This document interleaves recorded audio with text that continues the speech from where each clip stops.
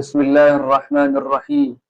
الحمد لله رب العالمين، والصلاة والسلام على سيد الأنبياء والمرسلين وعلى آله وصحبه أجمعين، أما بعد. أعوذ بالله من الشيطان الرجيم. وتزودوا فإن خير الزاد التقوى. صدق الله العظيم. السلام علیکم ورحمۃ اللہ وبرکاتہ. سامعین کرام، دنیا میں آنے والا ہر انسان ایک مسافر، اور مسافر کو اپنے سفر کو پورا کرنے کے لیے، سفر کی آسانی کے لیے اور منزل تک کامیابی اور آرام کے ساتھ پہنچنے کے لیے توشے اور زاد کی ضرورت پڑتی ہے. مسافر اگر اپنے پاس سامان سفر رکھتا ہے، ضروریات سفر اس کے پاس موجود ہیں، تو بڑی آسانی سے اس کی منزل طے ہوتی چلی جاتی ہے. اور اگر اس کے پاس یہ آسانیاں نہ ہوں، سامان ضرورت نہ ہو، اس کے پاس سواری نہ ہو، اس کے پاس اپنا پیٹ بھرنے کے لیے کھانا پینے کا انتظام نہ ہو، اسی طرح دوسری دیگر انسانی ضروریات کو پورا کرنے کا انتظام نہ ہو، تو وہ سفر بہت ہی مشکل ہوتا ہے اور بہت ہی اس کے اندر دشواری پیدا ہو جاتی ہے.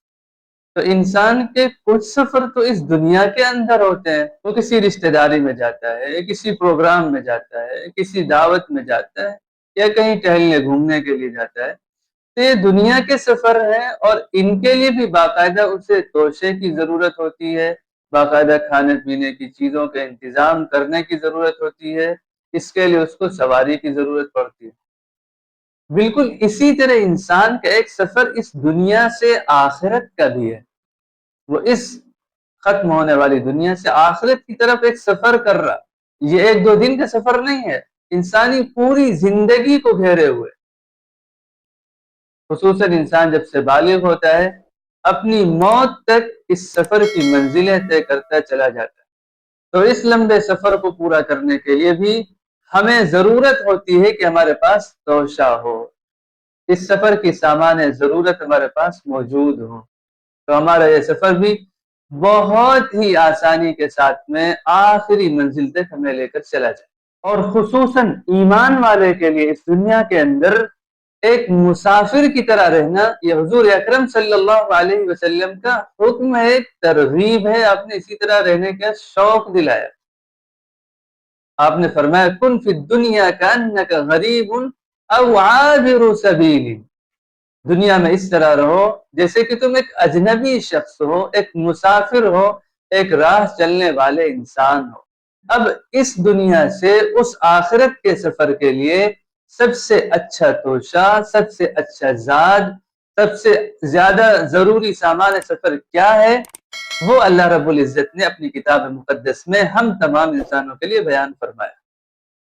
اللہ رب العزت کا ارشاد ہے وَتَزَوَّدُوا فَإِنَّ خَيْرَ الزَّادِ التَّقْوَى.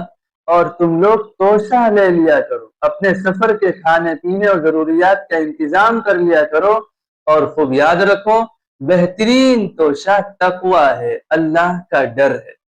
جس طرح ہمارا دنیاوی سفر کھانے پینے کی چیزوں کے بغیر اور سفر کی ضروریات کے انتظام کے بغیر بہت مشکل سے پورا ہوتا ہے، بلکہ بسا اوقات انسان اس کو مکمل بھی نہیں کر پاتا ہے اور وہ آدھے راستے سے ہی واپس آ جاتا ہے، تو اسی طرح یاد رکھیے آخرت کے سفر کے لیے اللہ نے جو توشہ بیان فرمایا، اگر یہ ہمارے پاس نہیں ہوگا تو اس سفر کی بنیادی ضرورت سے ہم محروم ہیں، اور بہت مشکل ہے کہ ہم اپنے اس آخری سفر کو کامیابی کے ساتھ مکمل کر سکیں.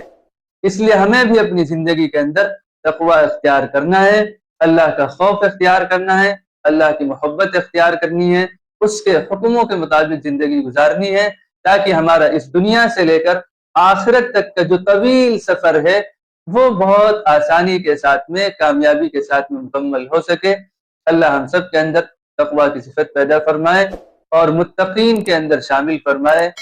جزاکم اللہ خیرا. السلام علیکم ورحمۃ اللہ وبرکاتہ.